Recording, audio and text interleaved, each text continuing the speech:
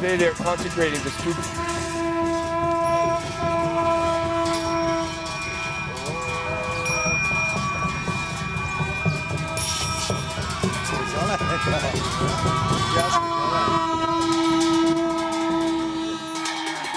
This was built around 790 by the Emperor Chithongtesen.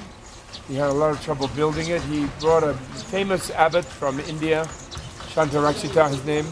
Tremendous scholar, philosopher. He has a fantastic collected works, and very holy person, considered one of the leaders of Indian Buddhism at the time. And he supervised this and gave the design, which is supposed to symbolize the mandala, of a purified universe or something like that. Modeled on the monastery of Utantapuri in Bengal, in India, where he was the abbot. Which is the mandala? Huh? Which is the mandala? The whole place is the mandala. Yeah, the whole thing is like an alternative, supposed to be alternative universe with the different stupas and the directions, the green one in the north, etc. Okay, let's go in.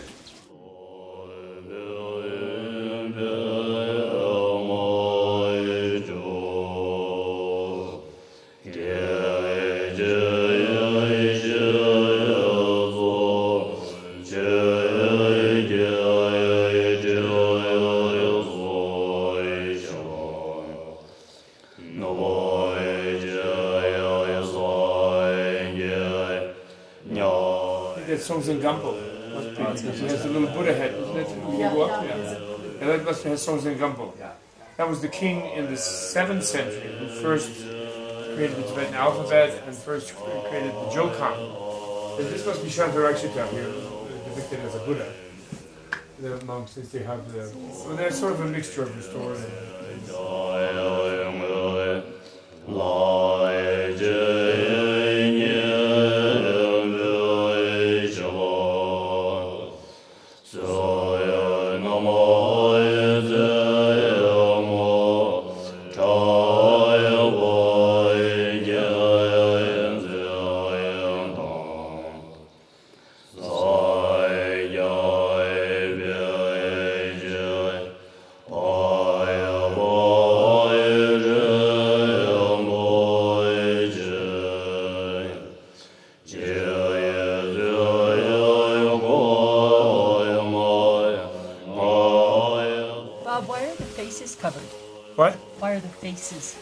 Because these are the fierce, this is the Gongkang, this is the fierce deity chapel, and it's too scary to see their faces.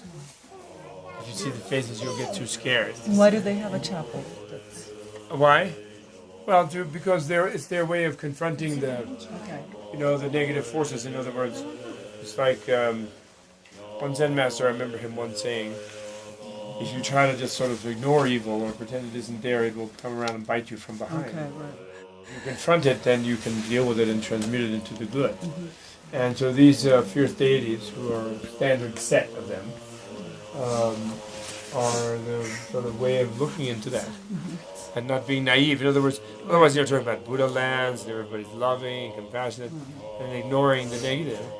Remember the story I told about the 1,000-armed one? Top head is fierce. Right. So, you have to some tough love, Fierce compassion chapel. Yeah. It's very fierce too, the symbolism of it. It's really quite, again, Freud and company would be quite pleased that they were dealing with all dimensions of the id.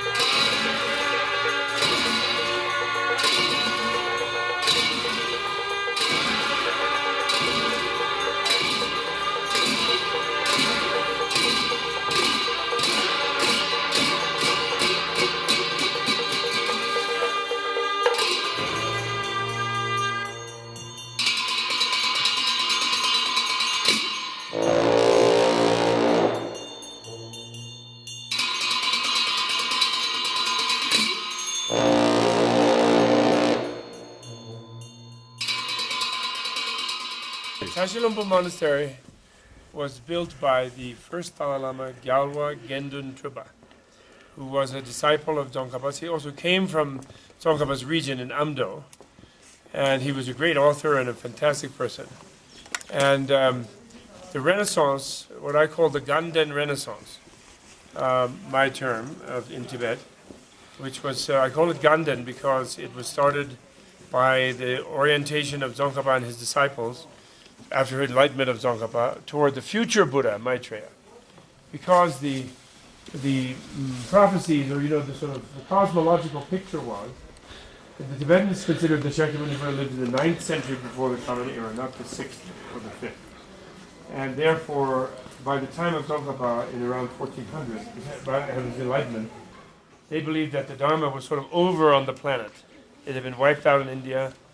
In China it was like mixed up with this and that. It was in Japan, it was the shogunate, under control of it. And it was getting kind of feudal in Tibet. And Mongolians were ranging around. So they thought it was sort of the end of it. You know what I mean? There was like a notion around, like that was the end. So Tsongkhapa, anyway, whatever happened, his incarnation of Manjushri supposedly, and then he became enlightened. And then once he became enlightened, he saw it differently. He had these visions and revelations from Maitreya, the future Buddha, like that giant Maitreya they made in there, later. But the Maitreya, and we saw the Maitreya in Drebel, and he had these revelations from Maitreya that it would be possible that the Dharma could be extended another 500 years, given the certain energies and encouragements. And so then they did all this stuff relating to, in other words, they received kind of like a sense of mission from Ganden, that is to say Tushita, where Maitreya dwells, now, waiting to come in the earth quite a few thousand years later. And in general, in Asian Mahayana Buddhist history, like in China or in Korea, Maitreya cults, based on sort of visions from the future Buddha, have tended to be revolutionary, because they look toward a positive future rather than seeing things as in a process of decay.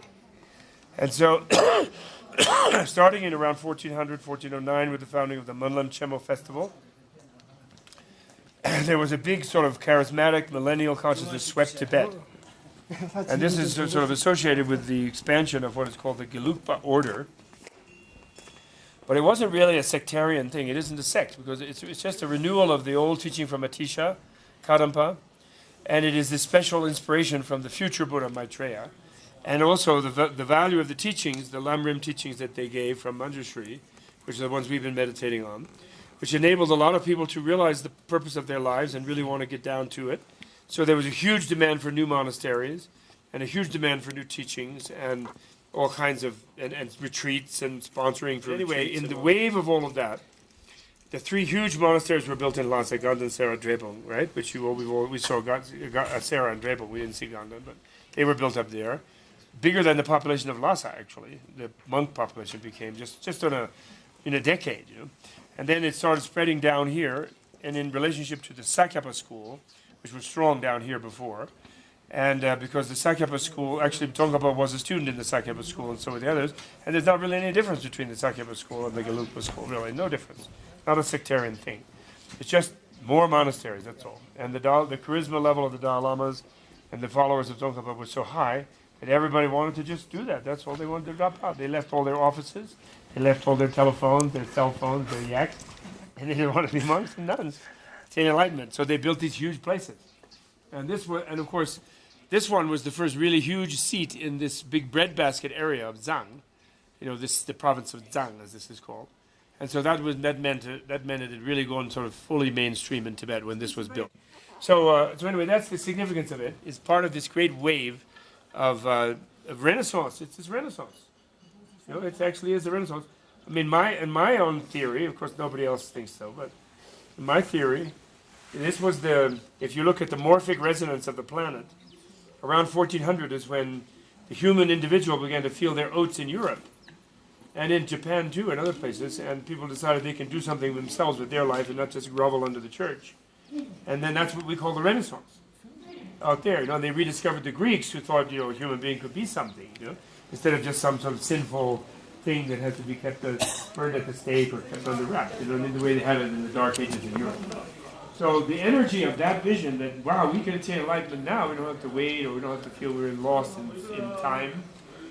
I feel this was the big bubble source, it's bubbling out of this place, bubbling around the world, and we call it the Renaissance. And it is the Renaissance. I call it, anyway, in Tibetan art, I call it the Ganden Renaissance. Because, for example, in art, all these huge monasteries have all these wall space. So then they commission all these artists, and artists have a livelihood. A lot of people got to become artists. And they made these huge tankas, and people had, this sky was filled with vision. Our refuge tree, people just saw it all day long, all week long, certain times of the year. And then they made big tanka to remind themselves of that. That was the start of the big tankas, and start of the huge renaissance in the art. Okay? So that's the significance.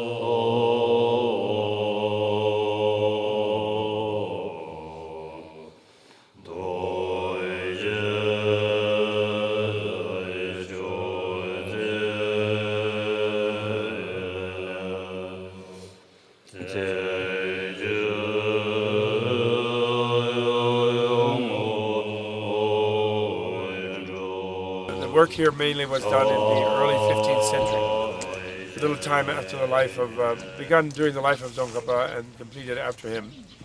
And the major designer of the program was a Lama named Kedrubje, who was Tsongkhapa's one of his two major disciples. And, art historian friends of mine, colleagues of mine who I work with, and I think, although not all art historians think this, but we think that this stupa represents the period of what we call the Tibetan Renaissance, which is the great flowering of Tibetan art as its own thing. The 14th, 13th, and 12th century work, 11th century, which is all really great stuff too, but it's very much influenced by Kashmir, Bengal, Nepal, and often the artists are Nepalis or Kashmiris who the Tibetans are hiring and are commissioning and bringing up here to do the work. And then there are some then during the Yuan dynasty in the 14th century, the Mongol Empire resulted in having, some interfertilization, you could say, between Chinese artists and Nepali artists. The Kublai Khan invited some famous Nepali artists to Beijing, and then they sent artists from China and Nepal up here to do things in many monasteries. And that was a time when, therefore, the three major influences on Tibetan art, Central Asian art, Chinese art, and Indian art, were sort of mingling in the 14th century. And so in the early 15th century, when sort of the Renaissance kind of occurred, the landscape sort of sensitivity about the Chinese, along with the sort of deity and the magical, surreal, and supernatural kind of thing, multiple arms and all the wild Indian tantric thing from Nepal and Kashmir and Bengal, these things merged and were synthesized in the Tibetan's own unique, amazing, like high-altitude, super visionary thing. And so the real beginning of that, in a way, is represented in the Genze Kumbum, which, thank heaven, survived. So in other words, it's no longer just a sort of Chinese influence, or just a sort of Indian influence, or something from Central Asia. It's has become the unique Tibetan thing, their own thing. And then that goes from 1400, when this really gets rolling, into around 17th century, 18th century, the work in the Potala, and then there's sort of two big waves of it, And especially 17th century is the second big wave, 15th and then 17th. 16th century is there's some good things, but it's very disturbed by a lot of violence. The monastery is on the border between the Sakyapan and Gelugpa order of the two. So it started by the Sakyapan and continued by Gelugpa.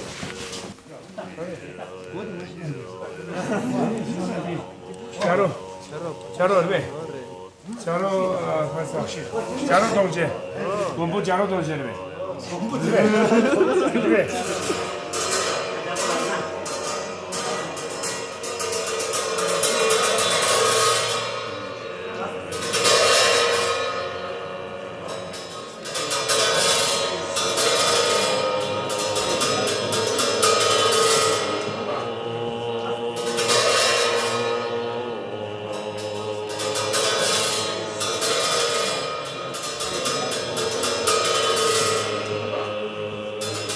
They have the little speckles on the side of them, the prongs of the Vajra and the gateways come out of the mouths of the Makarats.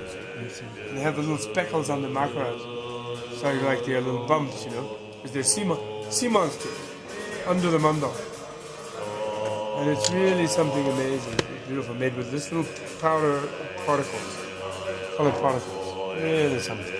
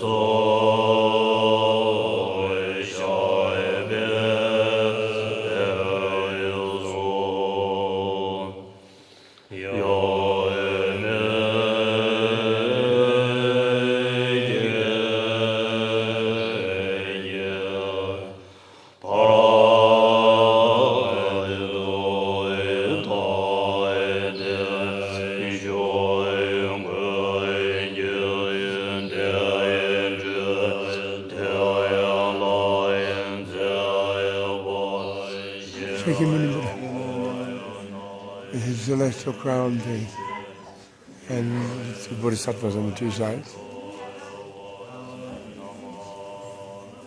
And this is Maitreya, Buddha of the future, and the Buddha of the past, Kashyapa Buddha, is over on the other side. And then these are the 16 great bodhisattvas, 8 on each side.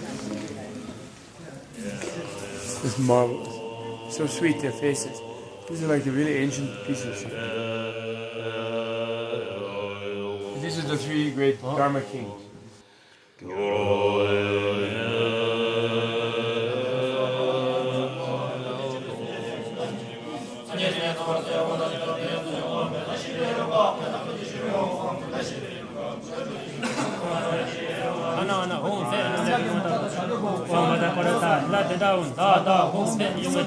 This is the Mandala Palace that is at the Mount Kailash. It has these three circular buildings, circular structures inside, and the central circular structure is directly over that's where the central deity is, and then there's four dakinis with four big cauldrons of elixir in the great bliss wheel. This is the mind deity wheel. There's sort of five mandalas inside the mandala.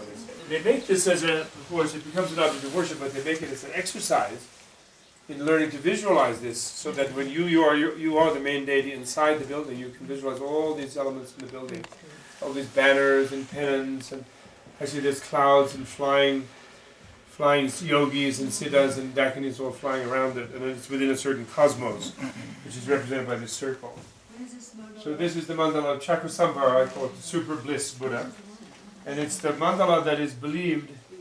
It is open at all times at Mount Kailash. In other words, you don't have to make a building, you don't have to make a sand mandala like they had downstairs. The mandala is always open. The actual place itself is an open mandala. But of course, normal people like me don't see it, but it's there. That's what the mountain is. But, these are the great statues of siddhas in the lineage of Chakrasambhara. These are the great siddhas. Narapa, Tilapa, Gandapa, all these guys. This is the Vajra Yogi.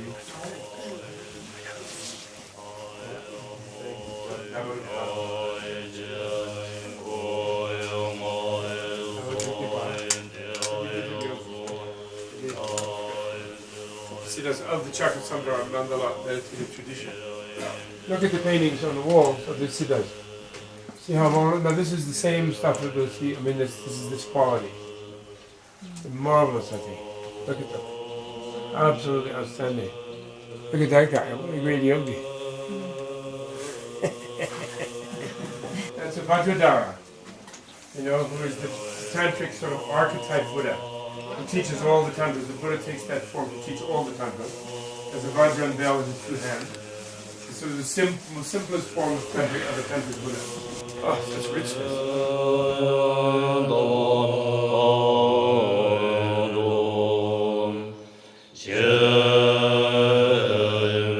This is when the Pure Land school in East Asia, and the people who pray to be born in the Buddha's Pure Land in China, Amitofo. This is Amitofo, and this is the Western Paradise Chapel. And that's Amitabha. And Devalokiteshvara and Mahastama Prapta. It's two bodhisattvas who help you get to the Pure Land when you die. So you can go practice Dharma there. Pure Land is it's not like the final, it's not like enlightenment. It's just the Pure Land, but it's a good place to practice the Dharma. There she is, with her bow and arrow and many arms. Look at her, isn't she magnificent? So there's a Vajrapani there, in a statue. And he's showing a very fierce head, look at that. Multiple heads, it's Vajrapani. First form of Vajrapani. This is your medical goddess. She's the goddess who, plague and smallpox, the epidemic, Parnashabari. She's also a Hindu goddess. She guards against all diseases. And she wears this leaf skirt, you see. Parnashabari. She's like an indigenous person, This is like the goddess of indigenous medicine. And it's integrated medicine goddess. Oh yes, isn't that wonderful? This is a story. I wonder if there's not the Sangha story. Here he's sipping something. Look at his foot. But this is very famous, the foot. I can tell you why. This is Maitreya, of course, very beautiful Maitreya. And these are stories of him appearing to different people. And in the famous story of a Sangha, which I'll tell you all someday soon, but I think you all know the story, when he left for Tushita with us after meeting a Sangha, after meeting Maitreya, and he had Maitreya on his shoulder, but only one elderly lady could see just his foot on his shoulder. That's all she could see. She couldn't see the whole Maitreya. Oh, that's fantastic.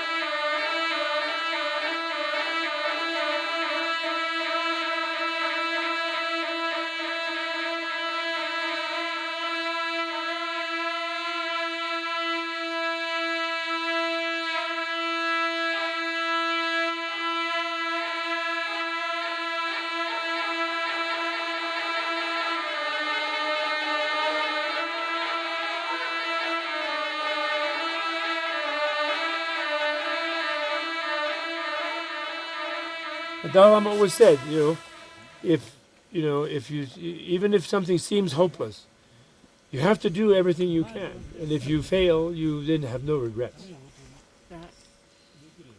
There's a wonderful story in Buddhism about a dove, actually, and that dove was in a forest fire, and her nest was burned. She was the former life of some bodhisattva, and then all the animals were stampeding through the forest fire and trying to get away from it. It was a big crisis and a disaster. So that dove went and landed in a lake, and then flew over the forest fire with her wings dripping on the forest fire until she died, actually. But she gave her life like that.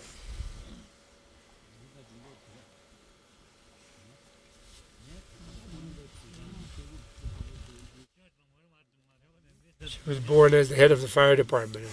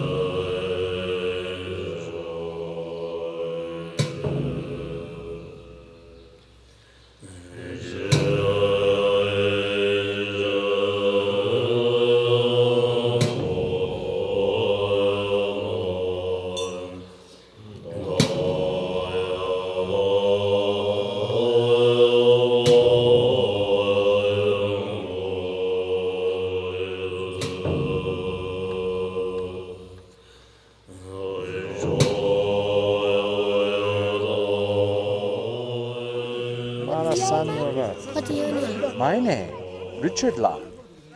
Richard. Richard La. Richard. Richard. Martini.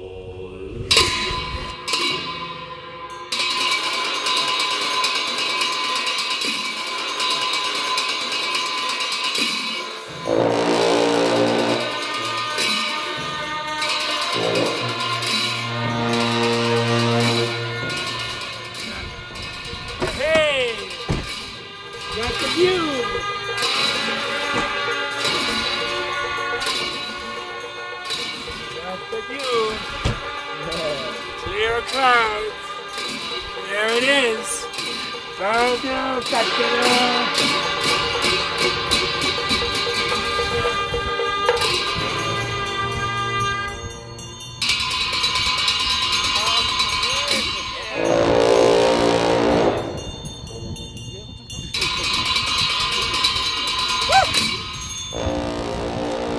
Okay, there you are, you old baldy.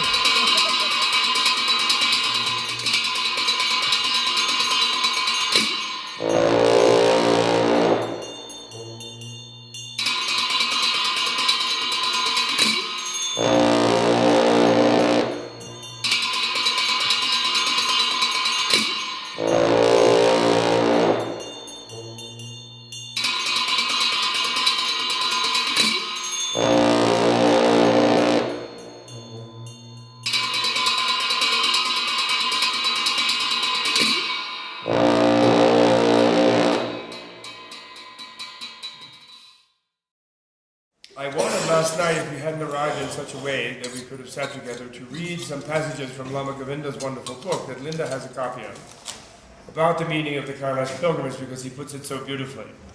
But anyway, we're all very lucky to be here. It is said that when you get around here, you lighten the burdens of many lives of negative karma, and you get a new energy for your life, with which you should dedicate to help living beings.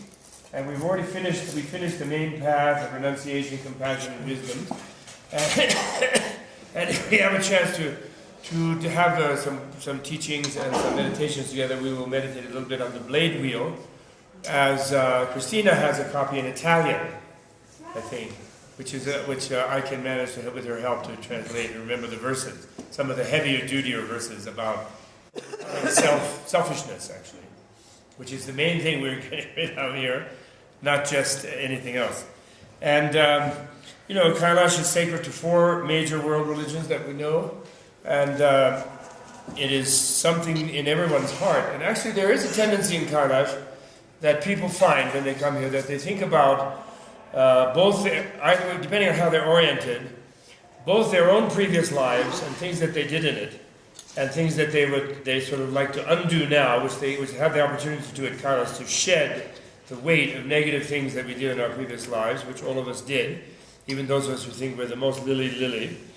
And also their ancestors of their genetic lineage, their physical lineage, they tend to think of them. And it's a wonderful time to sort of make peace with parents, grandparents, or even things between them, and just think about them and think about bringing them here with you. Because it's just, the Tibetans bring little articles of clothing, locks of hair, pictures, whatever, and they leave it here in Kailash because they feel that the energy from Kailash will go and will help those beings wherever they are now in their rebirths elsewhere. So it's very good, especially if you combine the circumambulation. You actually do get power from coming to Kailash, they say, and your kundalini intensifies, your sort of central life energy. But it's better not to just seek power for yourself in doing it, but to think of intensifying your efforts for this on behalf of beings and who are suffering so badly in this world. And so dedicate your circumambulation and the merit of it and so forth, your pilgrimage to the making peace on this planet, which we desperately need, with a bunch of morons making war. And this is a wonderful thing that I really like about the Chakrasamvara Mandala. And the letter Hum, written in either Tibetan or Sanskrit, from that letter Hum, light rays go out all over the world and radiate all the artists of the world. All artists like David Bowie, like the rock stars, painters, musicians,